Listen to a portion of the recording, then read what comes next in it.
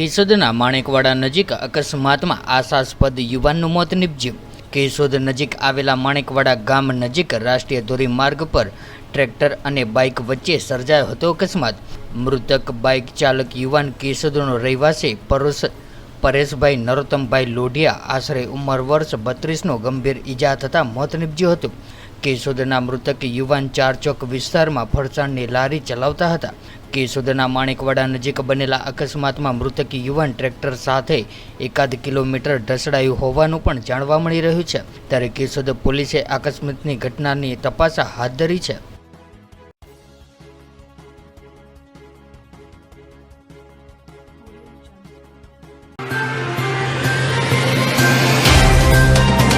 तो WhatsApp, Twitter, Facebook, Insta जहाँ भी आपका अकाउंट है, इसे शेयर बटन के द्वारा वहाँ पर शेयर करें।